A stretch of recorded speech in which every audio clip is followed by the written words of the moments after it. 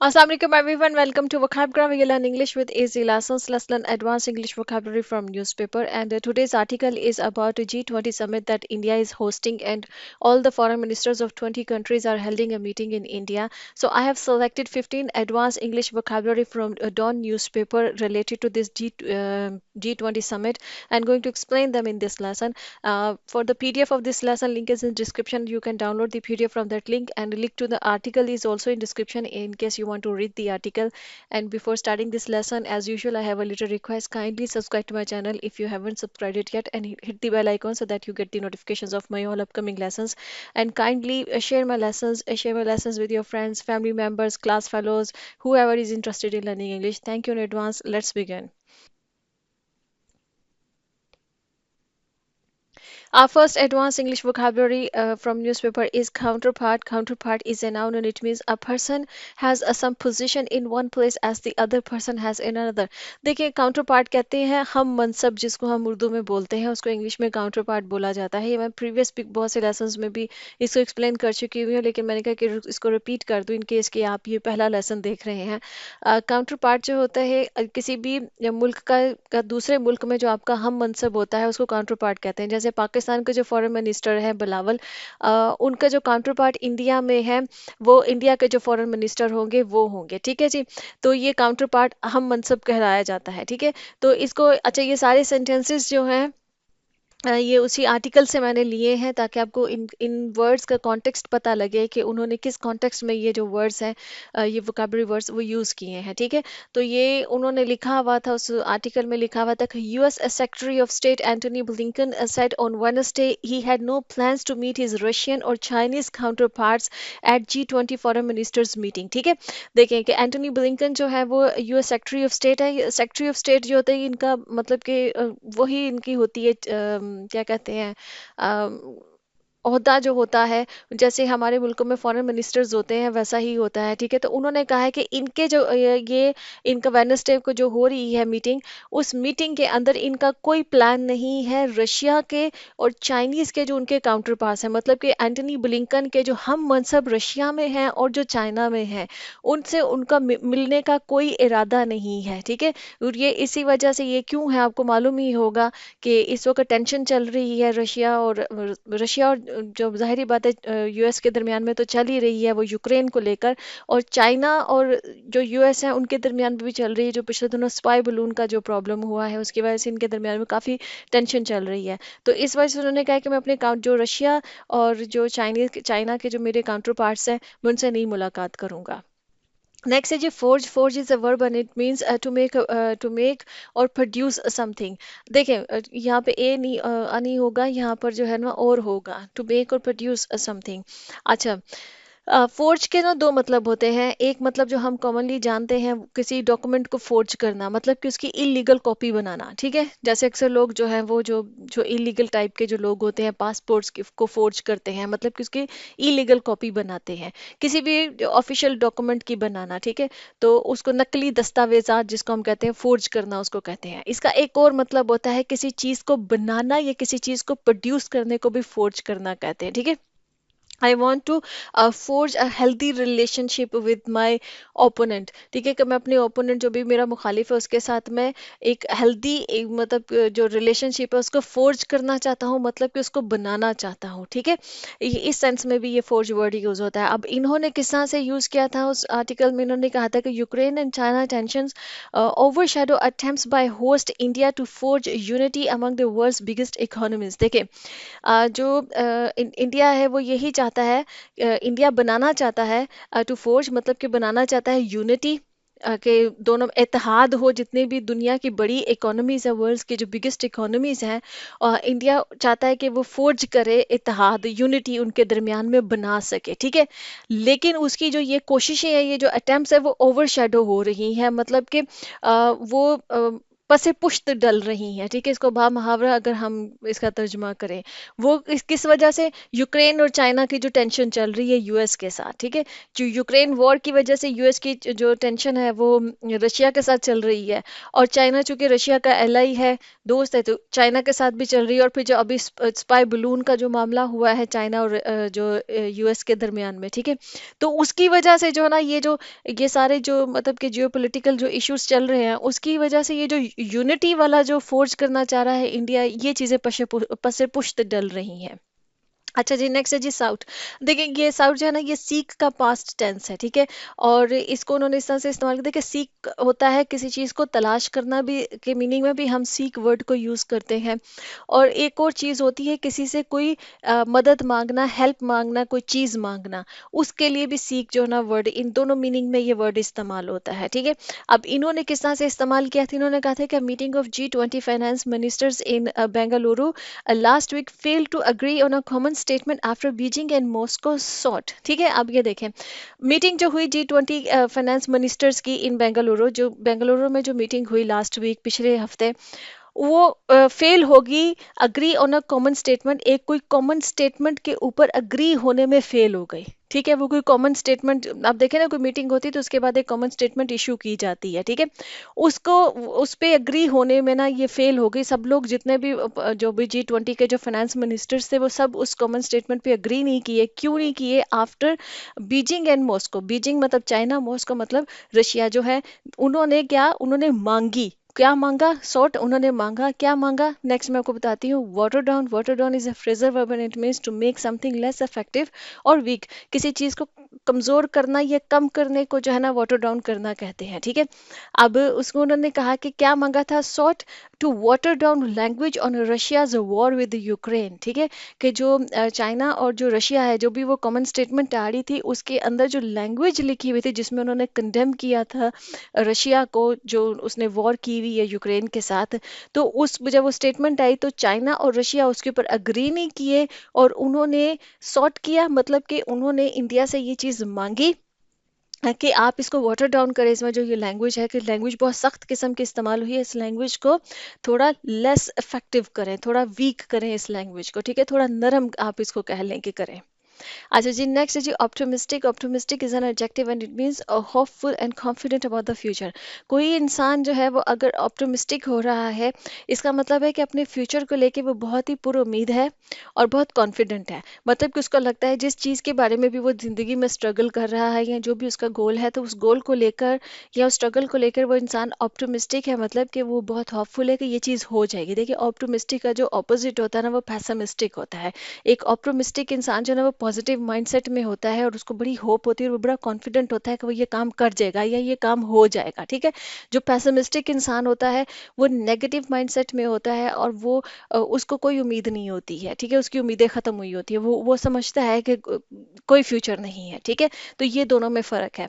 अच्छा, उन्होंने सेंटेंस में इसको इस तरह से लिखा था कि but Washington was optimistic this weeks summit would produce a declaration reflecting the majority, ठीक है। वाशिंगटन मतलब कि यूनाइटेड स्टेट्स, वो ऑप्टिमिस्टिक था, मतलब कि वो बहुत होपफुल था, उस बड़ा पुरुम्मीद था कि इस वीक का जो समिट हो रहा है वुड प्रोड्यूस अ डिक्लेरेशन, वो एक डिक्लेरेशन को प्रोड्यूस करेगा रिफ्लेक्टिंग, जो कि रिफ्लेक्ट करेगी, मतलब कि जो ये दिखाएगी, शो करेगी द मेजॉरिटी, मेजॉरिटी शो करेगी। मतलब वो चाह रहे थे कि कोई हम इस समिट में जो है ना हम डिक्लेरेशन हासिल करने में कामयाब हो जाएंगे जिसमें कि मेजॉरिटी हमारी साइड पर होगी, रिफ्लेक्ट उस डिक्लेरेशन के पीछे मेजॉरिटी करेगी, ठीक है, मतलब उसको बैक करेगी मेजॉरिटी। नेक्स्ट हमारे पास वर्ड है वो है जी overwhelming. Overwhelming is an adjective and it means a very great in amount. कोई चीज़ बहुत ज़्यादा होना, तो उसके लिए हम ओवरवेलमिंग वर्ड यूज़ करते हैं। ओवरवेलमिंग जो है ना ये बहुत सारे कॉन्टेक्स्ट में ये वर्ड यूज़ होता है और हर उस कॉन्टेक्स्ट में इसका मतलब ये होता है बहुत ज़्यादा। जैसे आपने ये कहना हो कि आई वॉज ओवरवेलम्ड, जब आप इमोशंस के लिए यूज़ करते हैं ना, ओवरवेलमिंग जो है ना, मतलब कि क्या कहेंगे उसको, रिसेप्शन, मतलब मुझे बड़ा ही ओवरवेलमिंग ओवरवेलमिंग रिसेप्शन मिला, मतलब कि ऐसा रिसेप्शन था, बहुत ज़्यादा लोग थे और उन्होंने बड़े प्यार से मुझे रिसीव किया, ठीक है। तो ओवरवेलमिंग हमेशा बहुत ज़्यादा के मीनिंग में इस्तेमाल होता है, चाहे वो इमोशंस के लिए इस्तेमाल हो। अच्छा, इसके ऊपर मैंने एक डेडिकेटेड वीडियो बनाई हुई है, जो है ना, आप वो वीडियो मेरे चैनल पर देखिएगा, उसमें मैंने इस वर्ड को डिटेल में एक्सप्लेन किया हुआ है, ठीक है। जैसे कि इसमें सेंटेंस में उन्होंने इस तरह से इस वर्ड को यूज़ किया था, the majority if not the overwhelming majority. मतलब वो कह रहे हैं कि हम जो डिक्लेरेशन हासिल करना वो चाह रहे थे, वो कह रहे थे कि उस पर रिफ्लेक्ट करें कि मेजोरिटी, मतलब मेजोरिटी उसको बैक कर रही होगी, if not the overwhelming majority, मतलब अगर बहुत ज़्यादा मेजोरिटी हमें नहीं भी मिलती ना, एटलीस्ट हमें मेजोरिटी मिल जाए, ठीक है। तो उसी पे वो कह रहे हैं कि of the G20 continuing to stand against Russia's war, के G20 के जो लोग हैं ना, मतलब कि वो स्टैंड कर रहे हैं अगेंस्ट रशिया। वो ये डिक्लेरेशन चाह रहे थे कि जिसमें G20 के जितने भी कंट्रीज हैं वो रशिया के अगेंस्ट स्टैंड कर रहे हैं, और हमें उसमें मेजोरिटी मिल जाए। अगर हमें ओवरवेलमिंग मेजोरिटी नहीं भी मिलती, मतलब बहुत ज़्यादा मेजोरिटी नहीं भी मिलती, लेकिन एटलीस्ट हमें मेजोरिटी मिल जाए। नेक्स्ट हमारे पास है lay into. Lay into is a phrasal verb and it means to attack someone violently with words, ठीक है। किसी इंसान पर लफ्ज़ों से अटैक करना, और वह लफ्ज़ बड़े शदीद किस्म के हों, बड़े सख्त किस्म के हों, तो उसके लिए ये फ्रेजल वर्ब ले इनटू यूज़ होता है। और सेंटेंस में इन्होंने इस तरह से यूज़ किया था कि लेवरोव, लेवरोव आपको पता है कि ये फॉरेन मिनिस्टर है रशिया के, arrived late on Tuesday in India. वो मतलब कि ट्यूसडे को लेट आए इंडिया में जो समिट को अटेंड करने के लिए। Which has not condemned the war, which has not condemned the war, ये इंडिया के बारे में बात हो रही है कि इंडिया ने अभी तक वॉर में रशिया को कंडेम नहीं किया है। And will use is G20 attendance to lay into western countries, ठीक है। अब वो कह रहे हैं कि इंडिया ने चूंकि कंडेम नहीं किया है रशिया को, लेकिन वो ये एक्सपेक्ट करेंगे will use his G20 attendance to lay into western countries. लेवरव जो है वो मतलब कि ये जो G20 में उनकी जो अटेंडेंस है, जो उनकी हाजिरी है, वो यूज करेंगे इस अटेंडेंस को ले इनटू वेस्टर्न कंट्रीज के, वेस्टर्न कंट्रीज के ऊपर बड़ी सख्त किस्म की तनकीद करेंगे। बड़े वायलेंट किस्म के वर्ड्स जो है ना वो वेस्टर्न कंट्रीज के अगेंस्ट जो है ना वो यूज करेंगे, according to the Russian foreign ministry. Russia की जो फॉरेन मिनिस्ट्री है, हाँ, उनके मुताबिक, ठीक है। वो ये कह रहे हैं कि लेवरोव जो आए हैं, एक तो लेट आए हैं, और वो ये काम करेंगे, वो वेस्टर्न कंट्रीज के खिलाफ जो है ना वो ले इनटू करेंगे। मतलब ले इनटू मतलब कि बड़ी सख्त किस्म की लैंग्वेज जो है ना वो इस्तेमाल करने वाले हैं। नेक्स्ट है जी इनएविटेबल। इनएविटेबल जो है वो नाउन के तौर पर भी इस्तेमाल होता है, एडजेक्टिव के तौर पर भी होता है, और इसका मतलब होता है अनअवॉइडेबल। कोई भी चीज़ इनएविटेबल है, इसका मतलब ये है कि वो चीज़ को अवॉइड नहीं किया जा सकता, वो होकर रहेगी, ठीक है। तो वो चीज़ इनएविटेबल हो जाती है। कोई भी चीज़ आप समझे कि ये चीज़ है ना, मतलब डॉलर रेट का ऊपर जाना इनएविटेबल है, मतलब कि डॉलर रेट ऊपर जाएगा जाएगा, नहीं कंट्रोल हो सकता है, ठीक है। तो इनएविटेबल होना मतलब कि वो चीज़ अनअवॉइडेबल है, आप उसको अवॉइड नहीं कर सकते हैं, वो होकर रहेगी। अच्छा, सेंटेंस में इन्होंने इस तरह से इस्तेमाल किया था, the west wants to take revenge for the inevitable disappearance of the levers of dominance from its hands, the ministry's English language statement said. देखिए, वो कह रहे हैं कि वेस्ट जो है ना वो रिवेंज लेना चाहता है for the inevitable disappearance of the levers of dominance from its hands, के जो इस समिट में उसके हाथ से जो वो एक डोमिनेंस उसके हाथ से गई है ना, उसकी जो वो मतलब कि वो जो डोमिनेंस थी वो डिसअपियर रही है, मतलब उसको डोमिनेंस नहीं मिली है। और इनएविटेबल ये थी, ये जिसकी डिसअपियरेंस थी इस डोमिनेंस की, वो इनएविटेबल थी। तो मतलब कि उसको मतलब अवॉइड नहीं किया जा सकता था, लेकिन वो फिर भी जो है ना वो इसका रिवेंज लेने की कोशिश करेंगे, ठीक है। नेक्स्ट है जी हमारे पास वो है brink. Brink is noun and it means the extreme edge of something, जिसको आप किनारा कहेंगे, ठीक है। बिल्कुल दहाने पे, किनारे पे, उसको ब्रिंक बोला जाता है, ठीक है। सेंटेंस होगा the destructive policy of United States and its allies has already put the world on the brink of disaster, it added. वो जो इंग्लिश स्टेटमेंट है लैंग्वेज की, वो उन्होंने ये कहा है कि जो डिस्ट्रक्टिव पॉलिसी है, मतलब कि तबाहकुन जो पॉलिसी है यूनाइटेड स्टेट्स की और इसके एलाइज की, उन्होंने पहले ही दुनिया को जो है ना वो तबाही के दहाने पर लाकर खड़ा कर दिया है। क्योंकि जो यूक्रेन रशिया वॉर है, वो कह रहे हैं कि एक तो वो ख़त्म होने का नाम नहीं ले रही है, और अगर वो एस्केलेट कर गई तो बहुत तबाही हो सकती है। नेक्स्ट है जी faltering. Faltering is an adjective and it means losing strength और मोमेंटम। कोई चीज़ अपनी स्ट्रेंथ को या अपने मोमेंटम को, वो जिस तेज़ी से जा रही है या जिस जिस स्ट्रेंथ के साथ वो चीज़ आगे बढ़ रही है, वो अगर कोई चीज़ लूज कर रही है तो वो चीज़ फॉल्टर कर रही है, ठीक है। जैसे कि सेंटेंस है ये कि Blinken also warned Wang against providing material support to Russia's faltering war effort. ठीक है, जो ब्लिंकन है, जो कि सेक्रेटरी स्टेट है यूनाइटेड स्टेट्स के, उन्होंने ये वार्न किया है वैंग को। वैंग जो है चाइना के हैं ये, उनके उनको इन्होंने वार्न किया है, मतलब वार्न को क्या कहेंगे, मतलब उनके वार्निंग दी है उन्होंने कि अगेंस्ट प्रोवाइडिंग, कि वो जो मटेरियल सपोर्ट दे रहे हैं रशिया को, जो कि रशिया की फॉल्टरिंग वॉर, मतलब कि रशिया की वो वॉर एफर्ट्स जो कि मतलब फॉल्टरिंग है, मतलब कि वो उनका जो मोमेंटम है ना उस वॉर का, वो कम हो रहा है। मतलब उनके के हाथ से निकलती हुई वॉर ये समझ लीजिए, या जो हारती हुई वॉर, आप इसको अगर बा मुहावरा में इसका तर्जमा करना चाहूँ तो, ठीक है। मतलब वो वॉर जिसमें कि रशिया अपना मोमेंटम और अपनी स्ट्रेंथ लूज कर रहा है, तो उसमें जो मटेरियल सपोर्ट कर रहा है चाइना रशिया को, तो उसके बारे में ब्लिंकन ने जो है ना वो वार्न किया है चाइना को। Next is speculate. Speculate is a verb and it means to form a theory about something without a firm evidence. Speculate करना कहते हैं कयास सराई करना, ठीक है। मतलब कि कोई थ्योरी किसी चीज़ के बारे में, किसी मुल्क के बारे में, किसी भी इंसान के में, किसी दूसरी ऑर्गेनाइजेशन के बारे में बना लेना, जिसके पीछे आपके पास कोई एविडेंस नहीं है, कोई सबूत नहीं है, बट स्टिल आप कोई थ्योरी बना रहे हैं, तो वो आपकी स्पेकुलेशन कहलाएगी, ठीक है। आप स्पेकुलेट कर रहे हैं, मतलब कयास सराई कर रहे हैं। सेंटेंस ये है कि Blinken also warned Wang against providing material support as is speculated in Washington, मतलब कि ये चीज़ जो है ना वो वाशिंगटन में स्पेक्यूलेट की जा रही है, मतलब कियासराई की जा रही है कि चाइना किसी किस्म की मटेरियल सपोर्ट जो है ना वो रशिया को प्रोवाइड कर रहा है। And Beijing denies any such intention, और बीजिंग मतलब कि चाइना ने जो ना वो इसकी तरदीद की है, उसने डिनाई किया है कि ऐसी कोई हमारी इंटेंशन नहीं है, कोई मटेरियल सपोर्ट देने की इंटेंशन नहीं है हमारी।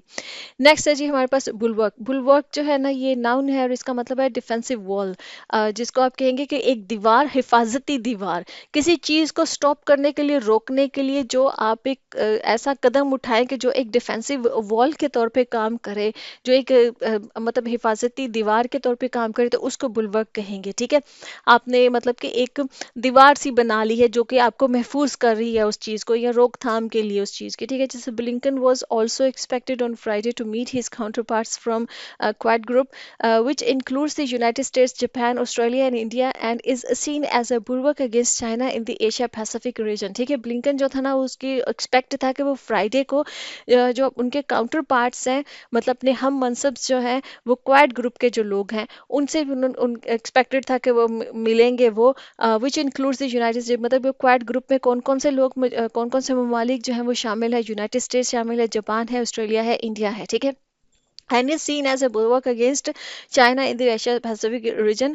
ये जो क्वाड ग्रुप है ना, मतलब कि इसको देखा जाता है कि ये एक डिफेंसिव वॉल के तौर पर काम कर रहा है चाइना के अगेंस्ट, मतलब कि चाइना को कंटेन करने के लिए जो है ना ये क्वाड ग्रुप जो है वो काम कर रहा है, जो कि एशिया एशिया पैसिफिक जो रीजन है इसमें जो ना चाइना को रोकने के लिए, उसकी रोकथाम के लिए एक दीवार के तौर पे काम कर रहा है, ठीक है।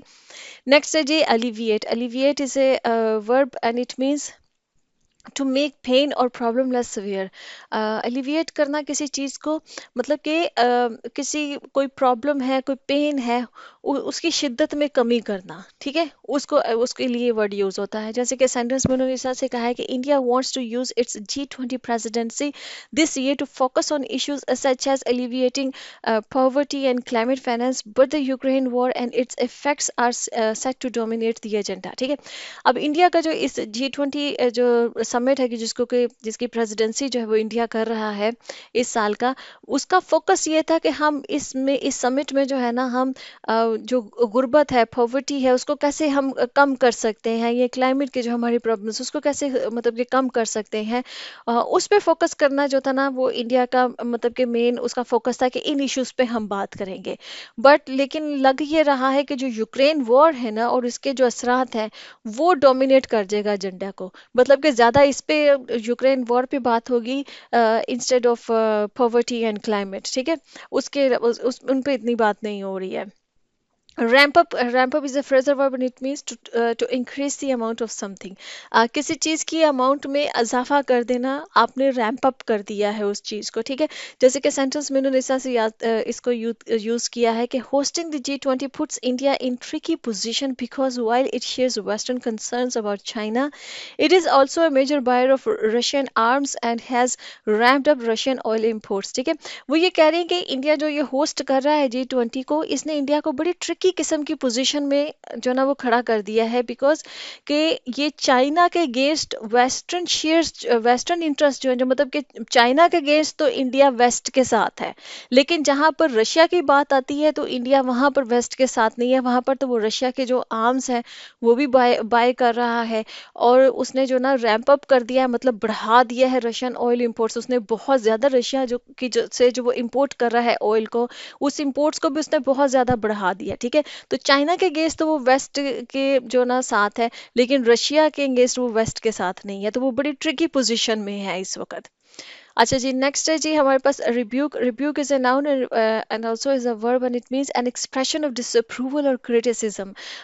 अगर आप किसी चीज़ को डिसअप्रूव कर रहे हैं कि हम इस चीज़ को सही नहीं समझते हैं, या कंडेम कर रहे हैं, या क्रिटिसाइज कर रहे हैं, उस पर तनकीद कर रहे हैं, तो आप रिब्यूक कर रहे हैं उस चीज़ पे, ठीक है। जैसे कि सेंटेंस ये है, मुजम्मत करना भी कह सकते हैं इसको उर्दू में। जैसे कि सेंटेंस ये है कि India has not condemned the Ukraine invasion, कि इंडिया ने जो यूक्रेन में इन्वेजन हो रही है उसको कंडेम नहीं किया है। Although prime minister Narendra Modi told Putin last year that this was not a time for war, कि जो प्राइम मिनिस्टर इंडिया के नरेंद्र मोदी, उन्होंने प्यूटन को लास्ट ईयर ये बोला था कि ये जो ना वक्त नहीं है वॉर का।